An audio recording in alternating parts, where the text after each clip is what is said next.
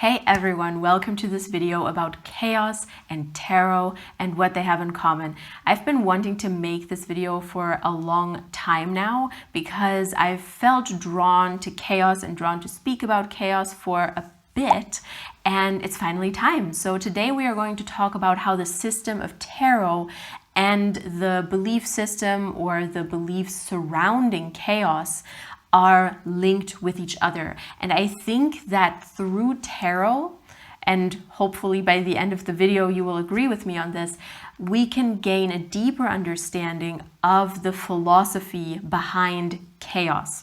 And that is what we are going to look at today, so that we can dedicate more thought to chaos in our everyday life, if that's what you're into. But, you know, not worship it, not dedicate it in that sense, but in the sense of releasing control a little bit more and understanding what different perspectives we can take on life. I'm talking too much in this intro already, so let us kind of start with the basics. What I'm going to talk about in this video is, first of all, what chaos is and how I would define it. Then I will briefly talk about tarot and what that is. I will also cover Chaos Magick very briefly. And then I want to bring the two philosophies together, or the two systems together, and address why I think tarot is such a great way of understanding what is behind chaos and understanding the core of chaos. If you want to hear me talk more about Chaos Magick, let me know. I can make more videos about that as well and how I practice it. I recently talked to Kelly Ann about this in our interview. I will link that down below. And I also did an Instagram live video with another friend talking about chaos and tarot and spirituality. So I'm also going to link that below. And because of this, I've been more engaged in the topic again. So what is chaos?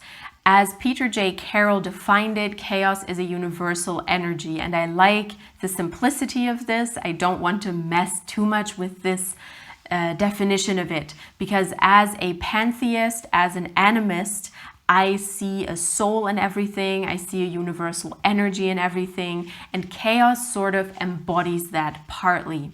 The thing is, as humans, we often think in dichotomies. So we have dichotomies like chaos and order, light and shadow, yin and yang, and they represent what we see as a whole. And they are just two faces of the same whole. And I think the all, the universe, the universal energy is very much not defined by these dichotomies that we as humans created in our minds, which is why, as sort of a weird twist, I use chaos both in the sense that it is part of the chaos and order dichotomy, but I also use it as the term for everything, the term for the universal energy. Just like I think we can use light as a term for a universal energy, or we can use shadow as a term for universal energy, because it's really just different embodiments of the same thing, if you know what I mean. So there's no difference that is fundamental in these concepts. I also explained this a little bit in my yin and yang video, that it's more about the perspective, not so much about the attribute of the actual thing, whether something is chaotic or orderly or light and shadow. It's more about our perspective on it, not so much the fact that the energy is actually that different, if you know what I mean. So that was very philosophical already. Let's briefly talk about what tarot is. Most of you are going to know that it is a system of 78 cards, 22 major arcana cards, and 56 minor arcana cards. And the way I use tarot personally is to gain inspiration, to gain insight, to tell myself stories that are helpful for me, and to give my unconscious mind a language to communicate with me through, which means that I use it for shadow work, I use it in a psychological sense, as a self-development tool, as a self-reflection tool. And of course, there is a spiritual aspect to it, I'm not going to deny it, but I don't want to get too deeply into all of that now, because I want to get to the part where we relate tarot and chaos with each other. So just quickly, I also want to talk about chaos magic because I think beyond the concept of chaos and understanding the concept of chaos, we have the practical application of it and how we use this philosophy in our life. So one of the principles of chaos magic is essentially that there are no paradigms, which means that chaos magic is not a belief-based system. Well, it is kind of belief-based, but it is not based on one belief. It is not based on one paradigm. It is an approach rather than being a belief. It is a way of seeing things. And if you remember earlier, I was saying whether we see an object in light or in shadow or in chaos or in order depends on our perspective. And that paradigm or that idea that it is our perspective that defines things is something that is very important in chaos magic as well, because we can create different ideas, we can create different beliefs, we can work with different deities, gods, goddesses, universal energies in order to create a practice that is woven in a way that makes the most sense to us and is thus the most powerful. And since childhood, I have been someone who never ever believed that there was one single truth. You know, some people grow up Christian, some people grow up believing in Islam, some people grow up with Judaism, and I never had a system of belief like that handed to me, which means that I have always taken the stance of making up my own beliefs and then sort of operating with them as if they were true, because in the end, there is no ultimate truth.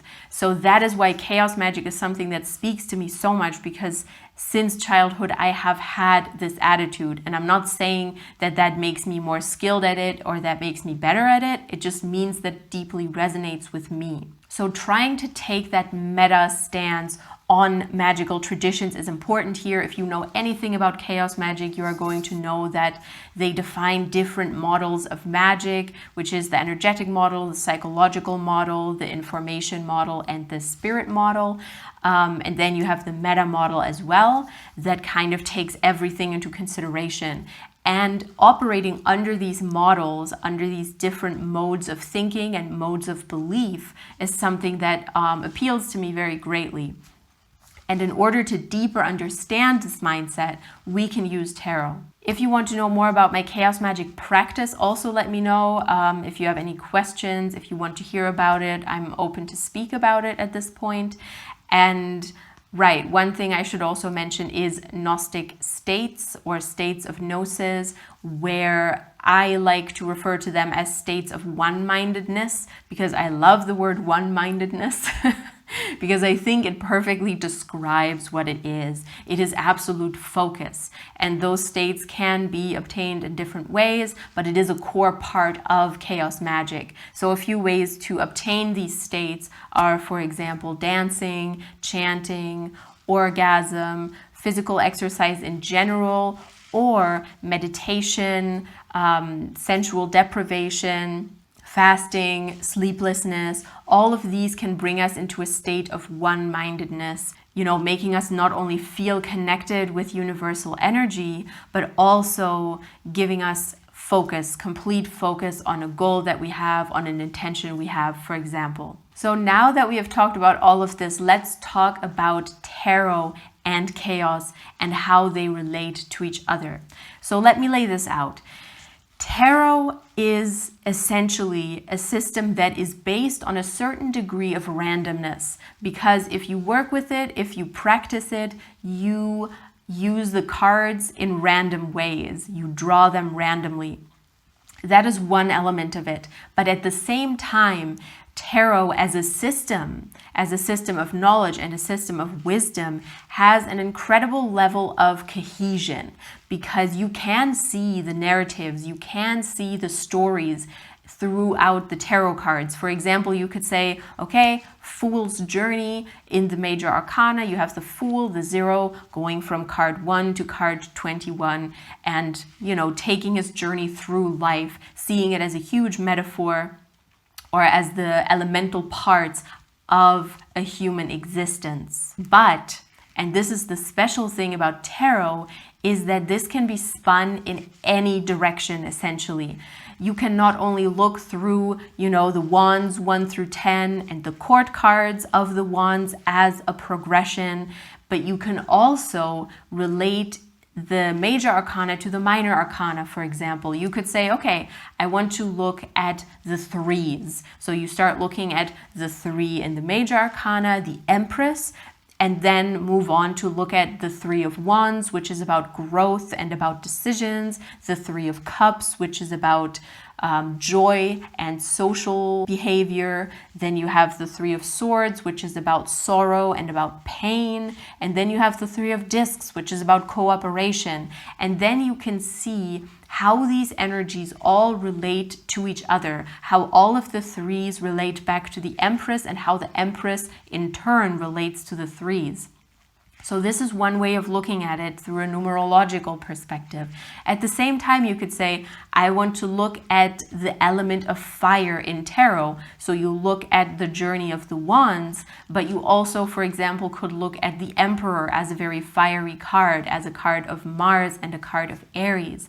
So there you have another connection. And depending on which system of belief you operate under, such as, astrology, alchemy, the I Ching, numerology, you can take all of these perspectives on tarot. And I think this is a perfect metaphor for how in life we can take all manner of different perspectives on our own everyday situations and on our own life as a whole. So this encapsulates the mindset of chaos, that everything is connected in so many ways that we cannot fathom it and cannot find the true one way to look at it. But at the same time, in working with it, in going on that journey of taking different perspectives, we can learn a lot.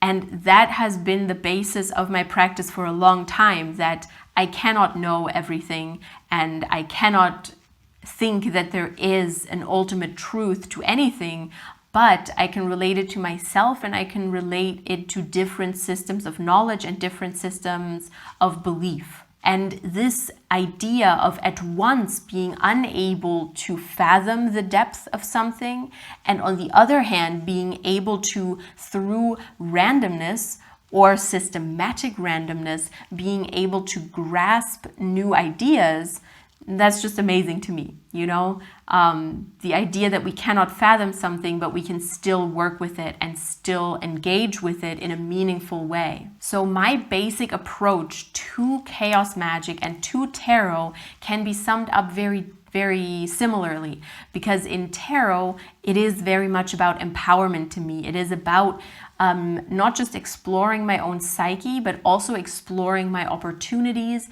exploring how I can find my own agency and see the multitude of possibilities that are open to me, even amongst a seeming very limited situation. And that is exactly what chaos means to me as well. Thinking of chaos, thinking of that philosophy that in the end, I can do what I want and I have agency and I have power in the midst of randomness and in the midst of chaos, is something that is very meaningful and very, very empowering for me.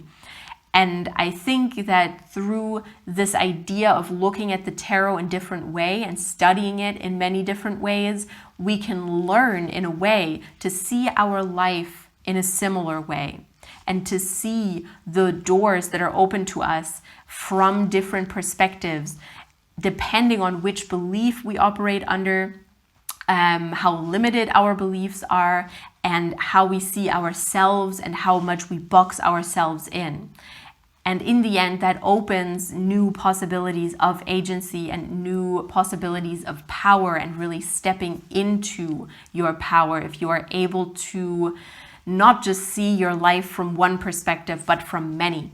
And that is really what chaos is about for me as a philosophy and as a practice as well, because this can be highly philosophical like the beginning of this video, or it can be very practical. For example, if you are stuck in a situation waiting at the doctor's office or at a family dinner table and you feel like you can't escape, you can still find ways to occupy your mind, to think about certain things, to observe certain things. You can still dedicate yourself to something, you know what I mean? And keep yourself busy in a way that is empowering for you.